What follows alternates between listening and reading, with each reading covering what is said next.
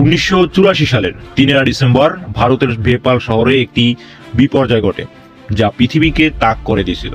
এটি ছিল দুনিয়ার অত্যন্ত মর্মান্তিক শিল্প দুর্ঘটনা, যা বিখ্যাত ভোপাল গ্যাস বিপর্যয়। বিপর্যয়টি ঘটেছিল ইউনিয়ন কার্বাইড ইউনিয়ন লিমিটেড প্লান্টে, যেখানে একটি মারাত্মক গ্যাস মিথাইল আইসোসায়ানাইড এমআইসি বায়ুমণ্ডলে ছড়িয়ে পড়ে। ফ্যাক্টরিটি বহু বছর ধরে অপ্রতুল নিরাপত্তা ব্যবস্থা নিয়ে কাজ করেছিল এবং কর্মীদের বিপজ্জনক উপাদানগুলি পরিচালনা করার ব্যাপারে সীমিত প্রশিক্ষণ ছিল। কিছু মিনিটের মধ্যেই বিষাক্ত গ্যাস ভোপাল শহর জুড়ে ছড়িয়ে পড়ে, যা বাসিন্দাদের মধ্যেও গুরুতর শ্বাসকষ্ট সৃষ্টি করে। হাজার হাজার মানুষ তৎক্ষণাৎ আক্রান্ত হয়। রাতের শেষের মতো 3000-এর বেশি মানুষ মারা যায় এবং 5.5 লাখ এর বেশি মানুষ বিষাক্ত গ্যাসের সংস্পর্শে আসে, যা দীর্ঘমেয়াদী স্বাস্থ্য জটিলতার সৃষ্টি করে।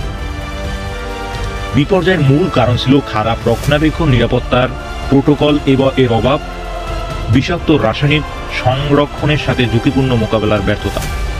এমআইসি গ্যাসের লিক ছিল যান্ত্রিক ত্রুটি এবং মানবিক ভুলের একটি সংমিশ্রণ, কিন্তু কোম্পানির এমন একটি ঘটনা প্রতিরোধে যথেষ্ট সতর্ক গ্রহণ করেনি। বিপর্যয়ের পরবর্তী অবস্থা ছিল অত্যন্ত ভয়াবহ। তাৎক্ষণিক মৃত্যুর পাশাপাশি বহু বেঁচে থাকা ব্যক্তির স্থায়ী অক্ষমতা, ফুসফুসের রোগ, ক্যান্সার আক্রান্ত হন। কোম্পানি ইউনিয়ন কার্বাইডের প্রথমে দায়িত্ব অস্বীকার করে। সরকারের প্রতিক্রিয়া ছিল ধীর এবং অপ্রতুল।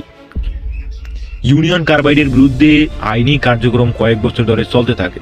অনেক শিকার যথেষ্ট ক্ষতিপূরণ পায়নি এবং কোম্পানির বিরুদ্ধে কোনো বাস্তব দায়বদ্ধতা আসতে দশকেরও বেশি সময় লেগে যায়।